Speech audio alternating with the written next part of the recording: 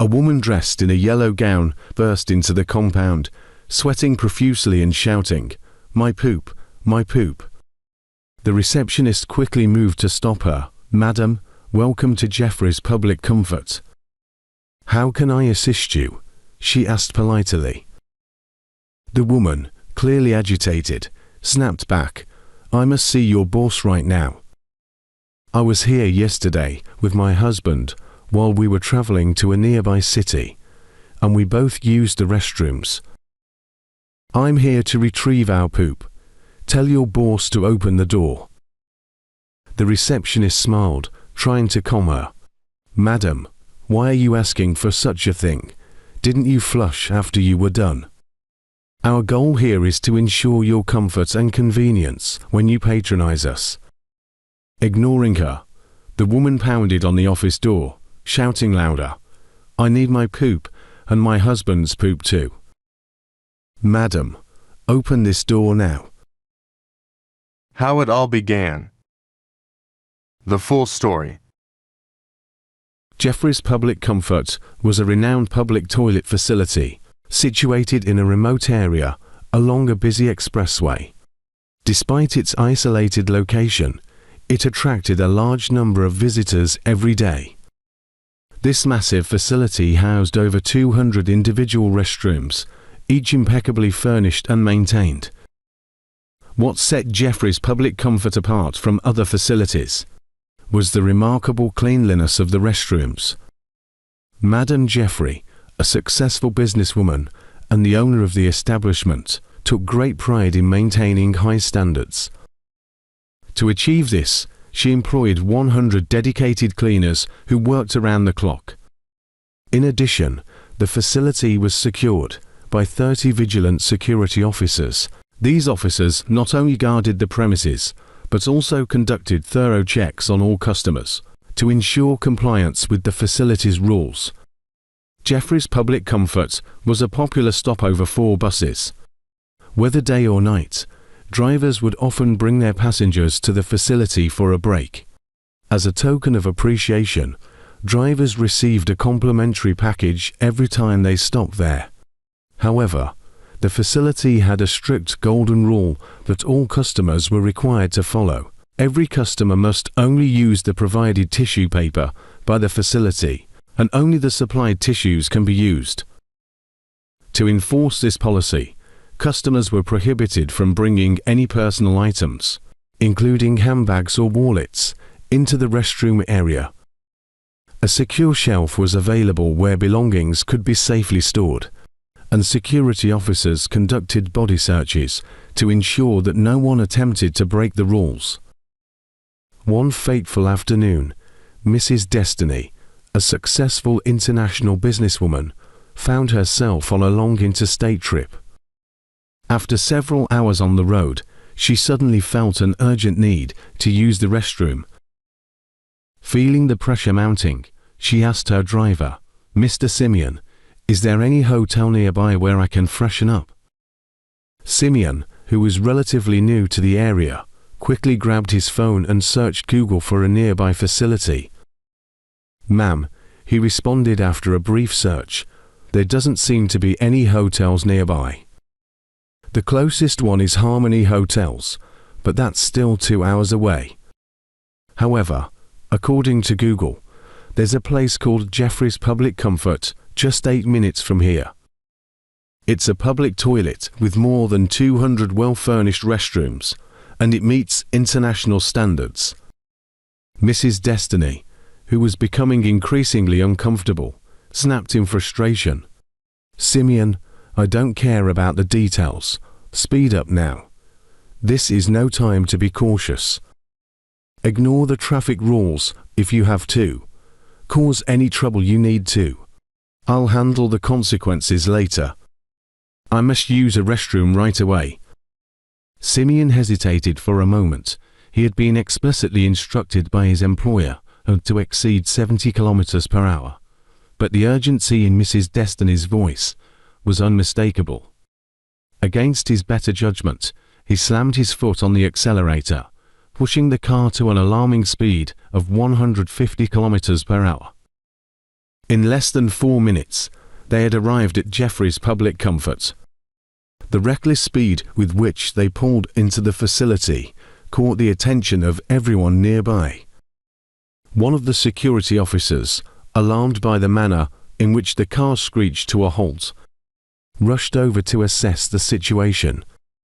"This isn't a hospital," the officer said, eyeing the car with suspicion. "I hope you didn't bring an accident victim here." Simeon, ignoring the officer's concerns, quickly got out of the car and rushed to open the door for his boss.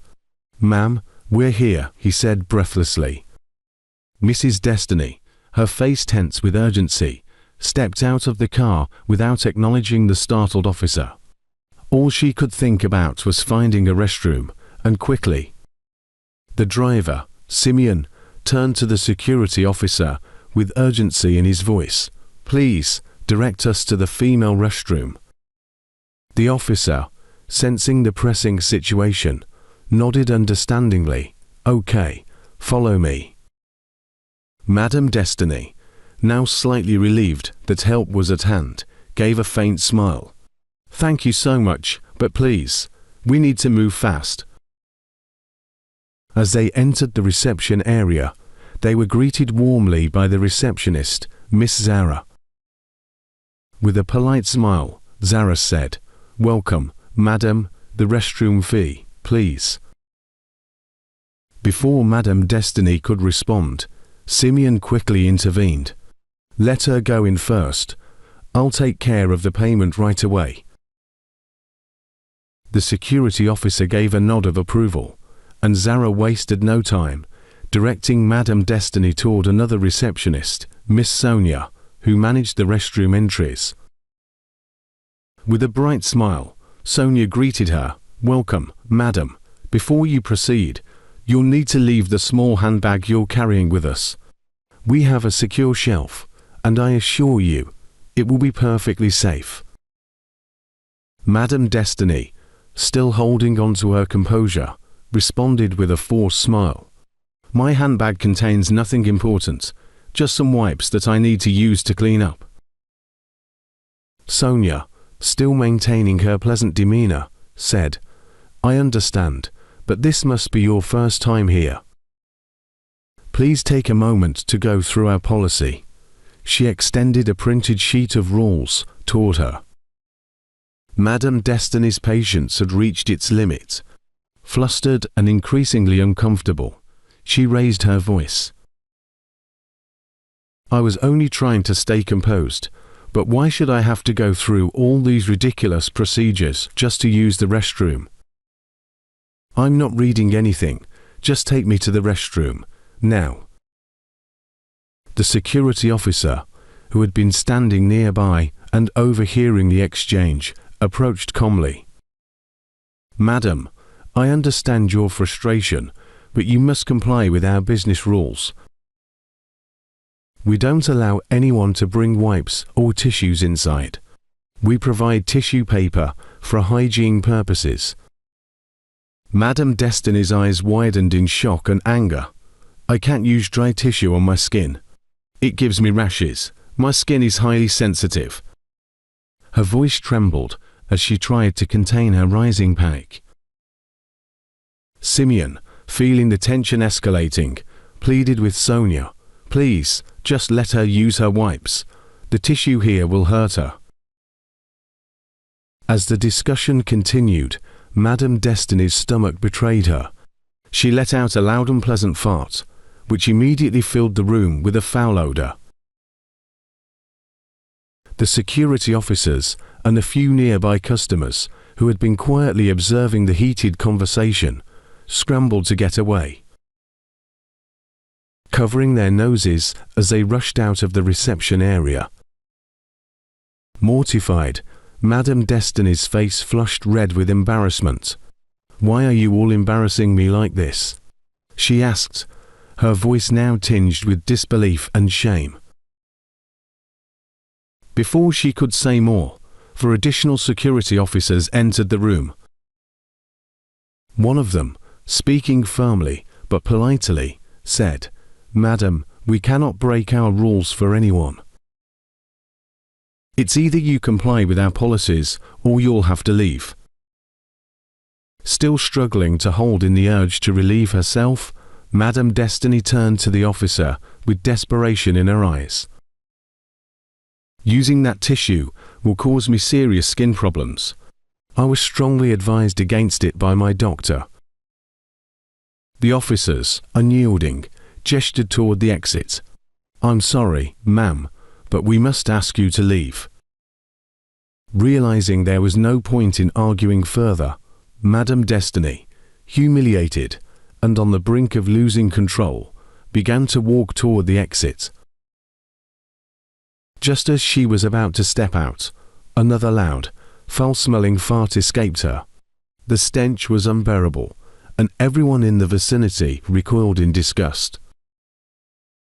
Mr. Simeon, deeply concerned for his employer, quickly escorted her to the car. They sped off down the expressway in silence. After a few moments, Madame Destiny, still in obvious discomfort, broke the silence. "Simeon, pull over." He complied immediately, pulling the car over to a secluded spot by the roadside. As soon as the car stopped, Madame Destiny flung the door open and ran into the nearby bushes. There, finally out of sight, she relieved herself. As she crouched in the bushes, she muttered under her breath, "I'll make sure Jeffrey's Public Comfort pays for this. They won't humiliate me like this and get away with it." Her mind was already plotting her next move, but for now, she was focused on the immediate relief the wilderness had provided. A few hours after Madame Destiny's dramatic departure, Madame Jeffrey arrived at Jeffrey's Public Comfort. She had been away for several days, overseeing her other business ventures, and was eager to catch up on what had transpired in her absence. As she settled into her office, the facility manager knocked on the door and entered to provide her with a briefing.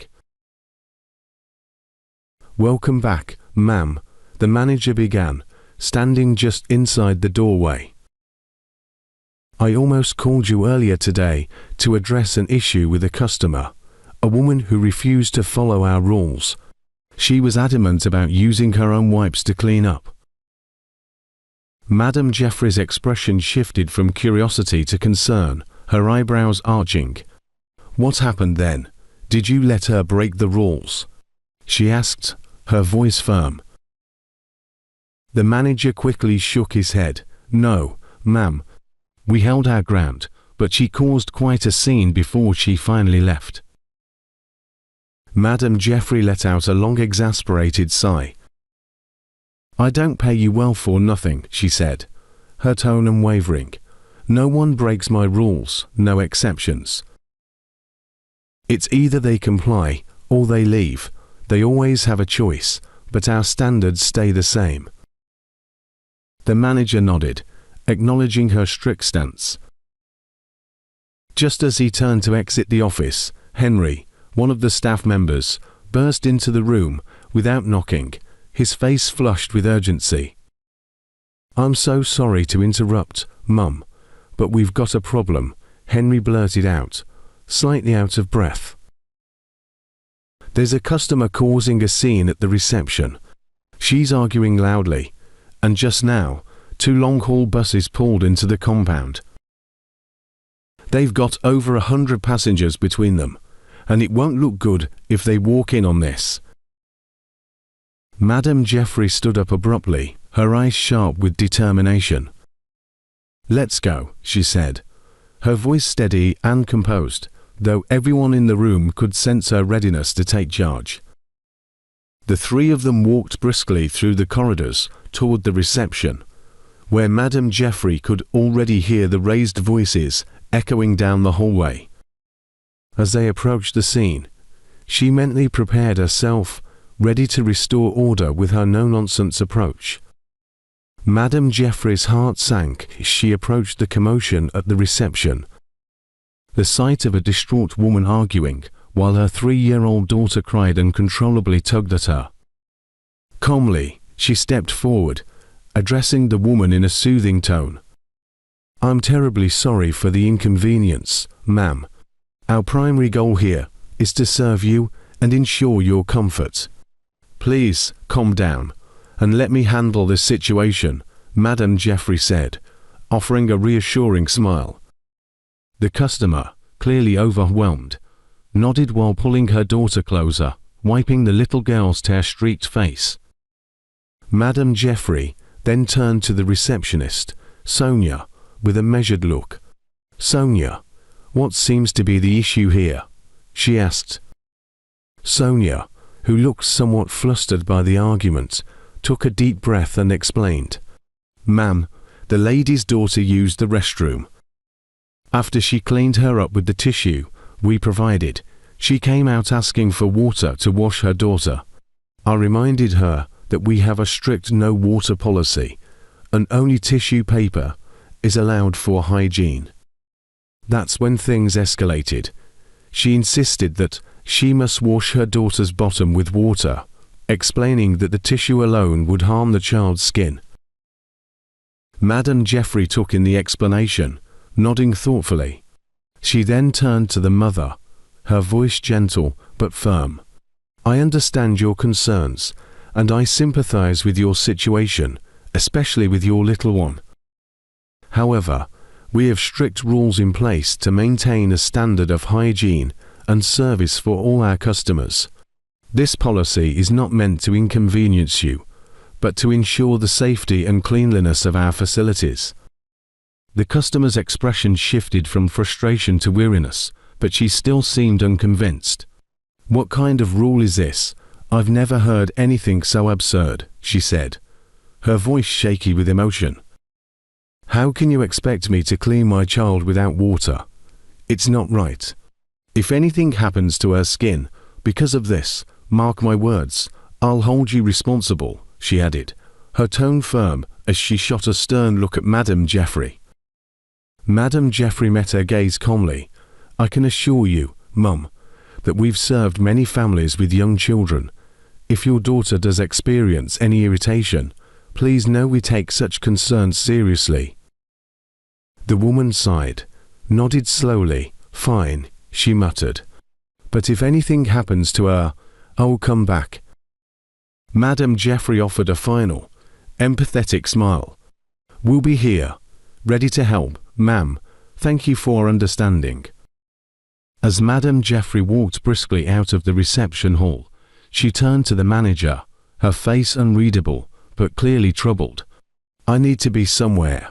I'll be back shortly," she said, her voice quiet but firm. Her driver approached, sensing the urgency in her tone. "Ma'am, which car are we taking?" he asked, preparing to escort her. Madam Jeffrey shook her head, her expression somber. "I must go alone, stay here and handle things in my absence." Without further explanation, she got into one of her personal vehicles and drove off. The road stretched out before her, and as she drove in an isolated, eerie landscape. Madam Jeffrey parked the car and approached a small house cautiously. This was no ordinary place. It was the home of the spiritualist she had long relied on for guidance and protection over her business. She knocked softly on the door, and it creaked open, revealing an elderly man dressed in traditional robes. His face was weathered, and his eyes gleamed with an unsettling knowledge. He was known simply as Papa. Madam Jeffrey stepped inside and immediately began to speak. "Papa, I don't know what's happening to my business. Everyone has been complaining lately, which has never happened before. You know how dangerous that can be, especially with the spirit in charge of the business." Her voice trembled slightly as she spoke, revealing the fear she'd tried to conceal. The spiritualist listened silently, his piercing gaze fixed on her. After a long pause, he finally spoke, his voice deep. "More and more trouble will continue to fall upon that business, Madam Jeffrey. If you're not careful, bigger trouble is coming your way." Madam Jeffrey's heart raced, and fear spread across her face. What can I do to avert this trouble, Papa? What does the spirit want? She asked, her voice desperate. The spiritualist leaned in slightly and smiled. You remember, a few months ago, when I told you the oracle had a demand? He asked. Madame Geoffrey nodded quickly, her mind flashing back to their previous meeting. Yes, Papa, you said the oracle needed a blood-stained tissue, a tissue with menstrual blood on it. But I didn't realize how serious it was. I thought it was just a small offering, she admitted, her voice low and filled with regret. The spiritualist's smile faded, and he stared deep into her eyes. It was serious then, and it's even more serious now. The oracle has grown impatient. It is no longer satisfied with a single blood-stained tissue. It now demands 20 blood-stained tissues within the next 48 hours. His voice took on a darker, more ominous tone. If you fail to deliver, doom is knocking at your door, and it will be swift and unforgiving. Madame Geoffrey's eyes widened in shock and terror. 20, she whispered, disbelief flooding her voice. Papa, that's impossible. How can I gather that many in such a short time? And who would check the used disgusting tissues one by one? The spiritualist said nothing for a moment, letting her fear settle in. Finally, he responded, his tone unyielding. This is the oracle's demand. There is no negotiation. If you want to save your business and yourself, you must fulfill the requirement. Time is not on your side. Trembling, Madame Geoffrey clasped her hands together, her voice now pleading. Please, Papa, speak to the oracle on my behalf. Buy me more time, or convince it to accept something else. Plead with it to take 200 fresh poops tissues. I'll do whatever it takes, if it demands for something else. The spiritualist shook his head slowly. The oracle is not one to bargain with, especially now that its patience has worn thin. You know what must be done. If you fail, not only will your business crumble, but so will everything you've built. The spirit will not show mercy. Madame Geoffrey's mind raced as she absorbed the gravity of the situation. She stood up, her legs weak beneath her. I understand, Papa, she said, her voice barely above a whisper. I will do what is necessary. The spiritualist gave a single nod, his face expressionless as he watched her leave. As soon as Madame Geoffrey returned to her office, her mind was racing. The spiritualist's warning echoed in her ears. Time was running out. She knew what had to be done, and it couldn't wait. Without hesitation, she called the manager into her office. Listen closely, she began, her voice tense with urgency. From this moment onward, I want all the used tissues from every one of our 265 restrooms brought directly to my office, every single one. The manager, visibly confused, blinked in surprise. Madam, forgive me, but the used tissues, they're filthy and smell awful. Are you sure this is what you want? It's not something you should handle, let alone store in your personal office, he said, his voice hesitant. Madame Geoffrey felt a surge of frustration. I don't have time for your questions, just do as I say. Collect every used tissue from every restroom and bring them here now. Her voice was stern, leaving no room for debate. The manager hesitated for a moment, unsure of what had triggered such a drastic change in his boss's usual demeanor. But as he saw the intensity in her eyes, the gravity of the situation hit him. He quickly realized that whatever was happening, it was serious. Without another word, he nodded and rushed out of the office. Madame Geoffrey leaned back in her chair, trying to calm the storm of anxiety swirling within her. 20 blood-stained tissues in 48 hours, or doom will fall upon you. Her heart pounded as she waited, knowing that this was just the beginning of a terrifying ordeal. Less than an hour later, there was a knock on the door. The manager returned, along with several staff members carrying large, tightly sealed bags. The stench was overwhelming, even through the plastic, but Madame Jeffrey didn't flinch. "That's good," she said, offering a strained smile as she turned to the manager. "I need you to continue collecting the used tissues throughout the day. As the customers come and go, make sure none are missed." The manager, now fully understanding the urgency of her request, nodded quickly. "Yes, ma'am, I'll see to it personally." He hesitated for a moment before asking, "Is there anything else you need me to do, madam?" Madame Jeffrey shook her head, her gaze fixed on the bags of tissue paper that now cluttered her once pristine office. "No, just ensure that every restroom is checked, and bring everything here without delay. This is more important than you can imagine." The manager, now even more unsettled by her cryptic tone, gave a quick bow and exited the room.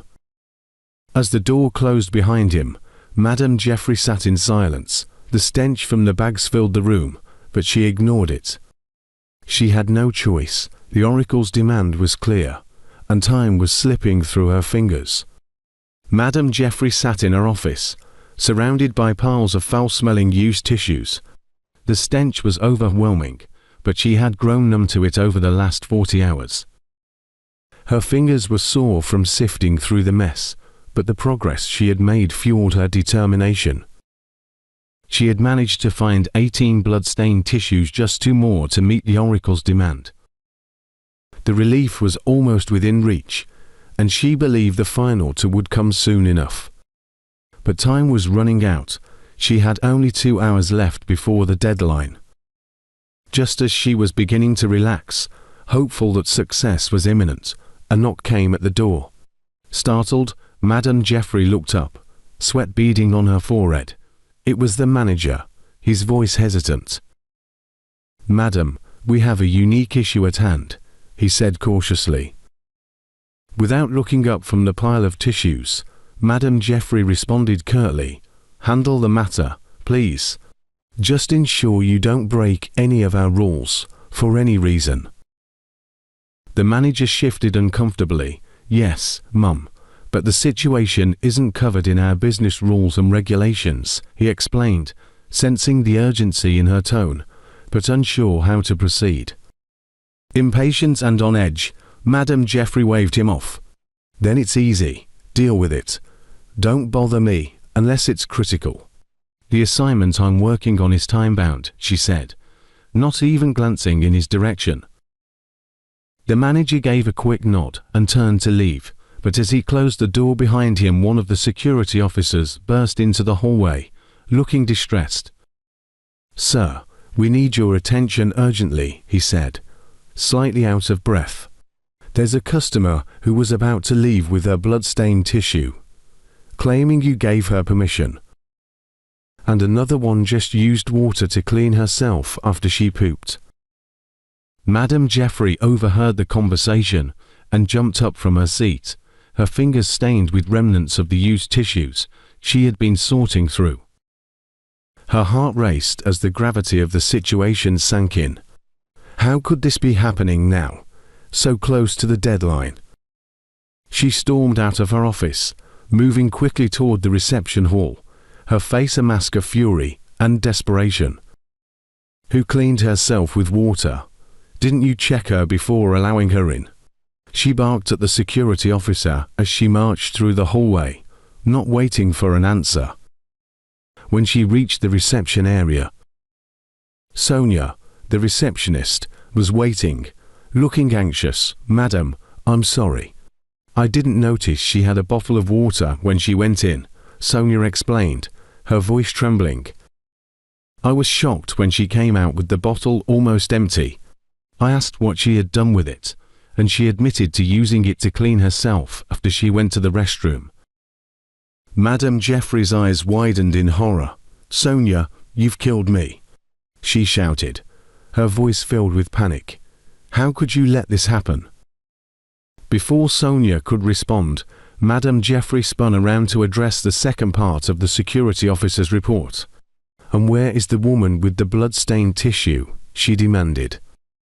Sonia pointed across the hall. "That's her, madam. She's the one," she said. gesturing to a woman standing by the entrance, clutching her bag. Madame Jeffrey rushed over to the woman, her voice sharp. "You were about to leave with your blood-stained tissue. How do you think we would allow that?" she asked, barely able to contain her frustration. The woman, clearly startled by the intensity of Madame Jeffrey's approach, stammered, I didn't know it was an issue. I thought I could take it with me. I wasn't aware of the rules. It wasn't one of your business rules." Madame Jeffrey clenched her fists, her mind racing. She needed that tissue desperately, and she couldn't afford any mistakes this close to the deadline. Her carefully maintained facade of control was starting to crack under the pressure. The Oracle's demand had to be met, or her entire business and possibly her life would be in jeopardy. "Give it to me now." Madame Jeffrey's voice cracked with a mix of desperation and fury. Her eyes were fixed on the woman. But instead of complying, the woman gripped her handbag tighter and moved toward the exit, dismissing Madame Jeffrey's command as if it meant nothing. Madame Jeffrey's heart raced. She couldn't afford to lose that tissue, not when she was just 2 away from completing the Oracle's demand. Panic seized her, and she quickly signaled her security officers. "Seize her handbag right away and bring out the tissue for me," she ordered, her voice rising. The security officers hesitated for a brief second, taken aback by the intensity of their boss's demand, but then moved swiftly toward the woman. The woman stopped in her tracks, turning to Madame Jeffrey with a calm, almost defiant stare. "I'm sure you don't want to do this," she said, her voice low but laced with authority. Madame Jeffrey, now frantic, yelled, "Are you dumb? Get it for me, now." Her officers, clearly torn, followed her orders and snatched the woman's handbag from her hand. But as they did, the woman reached into the pocket of her jeans, pulling out a small card. The room fell silent as she presented it to the officers. The tension that had been building suddenly shifted, and the officers' faces turned pale when they realized what they had done. The card was a military ID, and not just any ID. The woman was a high-ranking officer, a major. One of the security guards, his hands trembling, handed her handbag back to her as if it were on fire. The rest of the security team dropped to their knees, their eyes wide with terror. "Forgive us, ma'am, please, forgive us," they pleaded in unison, heads bowed. Madame Jeffrey, who had been standing a few steps behind, hadn't yet seen the ID card. All she saw was her security team, groveling at the feet of the woman she had just ordered them to detain. She stormed forward. "What's the meaning of this?" she demanded. One of the officers, still kneeling, looked up at her and said, "Mum, she's a major, a high-ranking officer."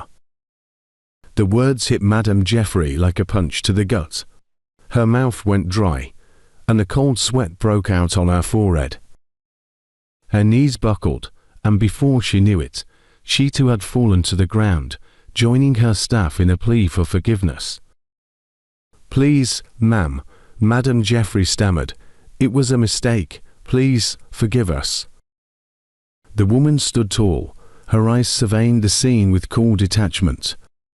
She didn't say a word, letting the moment stretch, allowing them all to feel the weight of their misstep. Just as Madame Jeffrey's voice cracked in desperation, a loud, shrill sound pierced the air. It was her phone, the alarm she had set to remind herself of the 48-hour deadline. The piercing ring shook her to her core, snapping her out of her pleading stance. Without a second thought, she scrambled to her feet. "No, no, I still have time left," she cried, bolting toward her office as if her life depended on it. The entire room watched in stunned silence as Madame Jeffrey ran off, her screams echoing through the halls. As Madame Jeffrey swung open the door to her office, her heart froze at the sight before her. A hod of used tissues, filthy, stained, and grotesque seemed to have come to life, swirling in the air and advancing toward her. She stumbled backward in horror, her legs wobbling as she realized the nightmare unfolding before her eyes. Desperation overtook her as she turned on her heels and ran back toward the reception hall, her mind clouded with panic. Behind her, the tissues continued to chase, as if they were being driven by some unseen force. "No, please, stop this," she screamed, her voice hoarse and filled with terror. "I'm sorry. I didn't mean to break the rules." She was pleading now, not with the customers or her staff, but with the dark oracle she had made a deal with. Her cries echoed through the building, startling every customer and staff member in the reception hall. The moment the crowd caught sight of the scene, watching Madame Geoffrey running breathless and pleading with what they couldn't see, they stood frozen in shock. Gasps and murmurs filled the air as the onlookers watched Madame Geoffrey, reduced to a terrified wreck. In the midst of the chaos, a woman stepped forward from the crowd, her lips curving into a satisfied smile.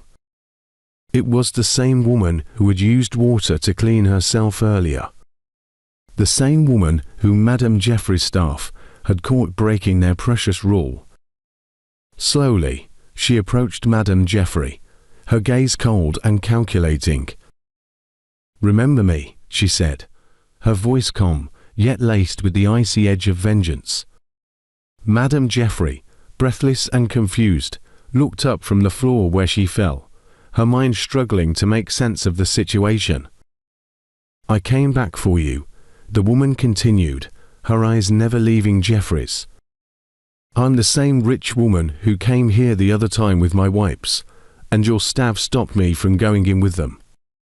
I explained why I couldn't use your tissues, but they humiliated me, embarrassed me in front of everyone, because of your laid-down rules." Madame Geoffrey's mouth went dry. She remembered the woman now she watched the footage recording on her phone. "You thought you could get away with treating people like that?" the woman continued, her voice growing stronger, more determined. "But I vowed that I would come back for you, and here I am. You're not the only one who can strike deals, Geoffrey. I've made mine too." The woman leaned in closer, her voice dropping to a whisper, but loud enough for everyone to hear. "You think your power is unshakable, but you forget that even those who serve the darkness can be undone by it. When I left here that day," the woman began, her voice steady and cold, "I went straight to meet my father's friend, who has a gift to see the unseen and hear strange things. He revealed the truth about your business, Madame Geoffrey, the tissues you give people to use their demonic. He said the tissues are not just discarded after they've been used. They're kept in a secret room, and from there, they are used to generate fame, wealth, and endless streams of customers for you." The crowd in the reception hall listened in stunned silence, their eyes darting between the woman and the trembling Madame Geoffrey. "You've been using those tissues to trap people," the woman continued, her words dripping with disgust. "My father's friend told me that you pick whoever falls victim to your plot, choosing them as sacrifices to your oracle whenever you desire. You sacrifice 10 innocent people monthly. Whoever you submitted their used for stained tissues to your oracle become victims, just to keep your wealth and business growing." Gasps of horror echoed through the crowd as the accusations hung heavily in the air. Madame Geoffrey opened her mouth to protest, but the words wouldn't come. Fear and guilt clouded her mind. The woman's eyes narrowed as she delivered the final blow. "He also told me that you were about to make another sacrifice. You plan to offer 20 females to your oracle by collecting their blood-stained tissues. I came here today with a purpose to stop you." Madame Geoffrey shook her head weakly, her voice cracking. "No, it's not true. This is a lie." But the woman continued, unflinching. "My father's friend gave me this bottle of water," showing the now half-empty bottle in her hand.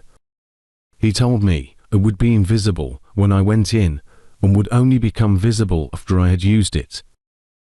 He said the spirit guiding your business hates water, so my presence here was to break your spell, to disrupt your evil scheme.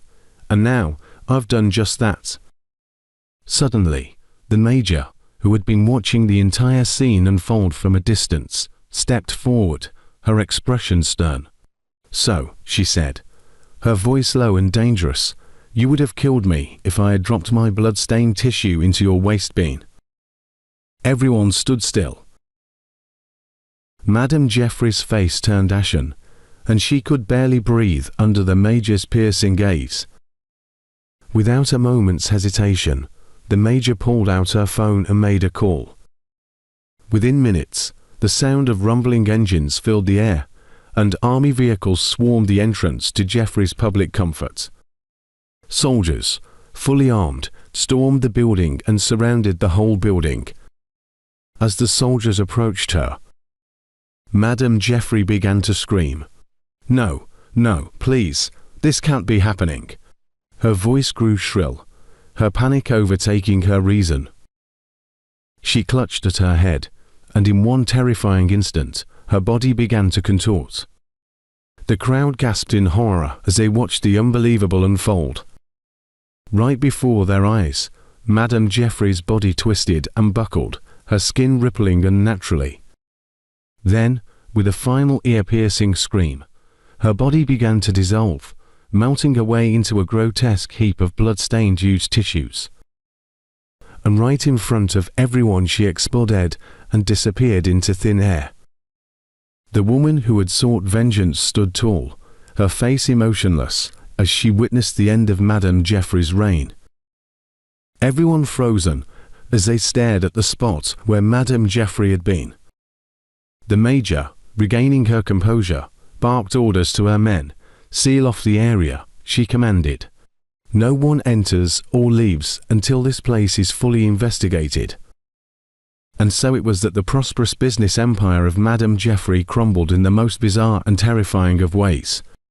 The dark secrets she had hidden for so long were finally exposed, and her demise was a chilling reminder of the dangers of playing with forces beyond comprehension. The crowd swiftly dispersed, whispers of fear and disbelief following them as they left. Jeffrey's Public Comfort would never open its doors again. Quick advice. It's important to be cautious when encountering policies that seem unclear or suspicious. Always take the time to carefully review and understand them before agreeing, particularly when dealing with private companies or establishments. Don't hesitate to ask questions and seek clarification, no matter how minor something might seem.